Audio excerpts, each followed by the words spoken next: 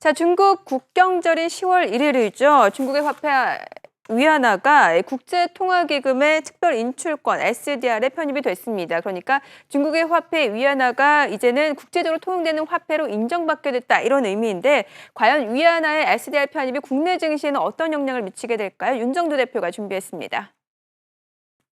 많은 분들이 위안화의 출렁거림에 대해서 잊어버리신 분들 계실 겁니다. 그런데 지난 2015년 8월 11일 날 위안화의 변동폭이 커지면서 국내 증시는 굉장히 큰 충격을 받았습니다. 그리고 최근 들어서 다시 위안화에 대한 얘기들이 많이 나오고 있는데요. 아무래도 아직까지는 시장에서 관심만 가지고 있지 실질적으로 개인 투자자분들은 크게 피부로 느끼시지는 못하시는 것 같습니다. 그래서 오늘 위안화가 IMF의 SDR 편입된 부분에 대한 그 내용을 자세히 설명드리도록 하겠습니다. 자, 먼저 첫 번째로 놓고 보시면요. 화면에 놓고 보시는 것처럼 세계 화폐가 된 위안화, 세계 화폐가 된 것이죠. 그렇게 되고 양날의 칼을 우리나라 증시에 들이댈 수가 있는데 이 부분에 대해서 준비한 표를 보면서 자세히 차분하게 말씀을 드리도록 하겠습니다. 지금 우리나라 같은 경우에는 중국 위안화의 영향을 상당히 많이 받을 텐데요. 지금 나와 있는 그 종합주가지수, 상해 종합주가지수와 우리나라의 일봉 차트 놓고 보시면 그 당시 기준에서 위안화 절하가 나타나면서요. 위안화의 절하와 함께 중국 시장 그렇게 크게 흔들린 건 없었습니다. 나중에 돼서 조금 밀린 흐름은 있었습니다만 중국 시장 크게 문제가 없었다는 거죠. 근데 우리나라 같은 경우 굉장히 크게 문제가 됐었습니다. 이러한 부분은 가장 크게 얘기해서 위안화의 절하는 우리나라의 수출 경쟁력을 약화시킬 수 있다. 이러한 부분이 이제 불거진 겁니다. 지금도 마찬가지입니다.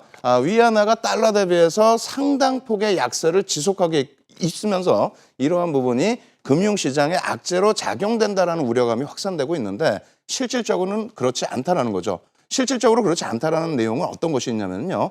첫 번째로는 위안화가 달러화에 대해서 절하 기준을 가지고 가고 있습니다만 실질적으로 달러화 이외의 통화에 대해서는 특히 이머징 마켓 통화에 대해서는 상대적인 강세를 띠고 있다는 겁니다. 거기에 세계 중앙은행에서 위안화가 이제는 기축통화로 들어왔기 때문에 위안화를 사지키고 있습니다. 지금 16조 원 이상의 위안화를 사게 됨으로써 달러화 이외의 국가에서의 위안화 강세 부분은 오히려 국내 시장의 국내 수출 기업들의 경쟁력을 높여줄 수 있다. 이렇게 설명을 드리겠습니다. 다시 화면 놓고 보시게 되면요. 지금 기준 환율 1달러당 6.2298 위안을 고시했다. 이 부분이 뭐냐면 2015년도 8월 11일입니다. 이 부분이 사상 최대 수준의 변동폭입니다. 그러니까 그 전에는 위안화 전체적인 흐름을 묶어놨었죠. 근데 이러한 부분을 SDR에 편입되기 위해서 IMF 쪽에 귀축통화로서 편입되기 위해서 중국 당국이 이렇게 움직임을 줬다라는 겁니다.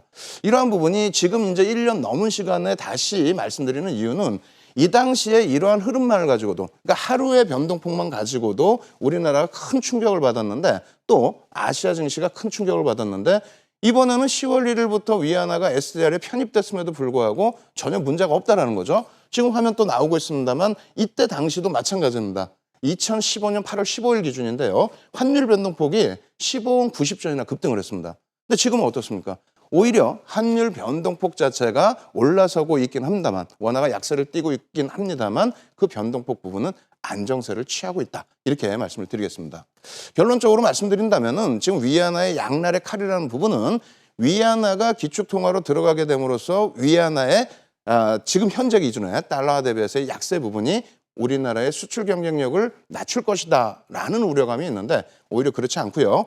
중국의 기축통화가 활성화가 되고 그리고 중국 자체의 경쟁력이 높아진다면 우리나라의 기업들의 경쟁력도 같이 높아질 수 있다. 그리고 환율 자체에서의 안정성 부분도 굉장히 긍정적으로 평가받을 수 있다. 이렇게 말씀을 드리면서 위안화 문제 전혀 없다라는 부분 강조드리면서 이 코너 마무리 짓도록 하겠습니다.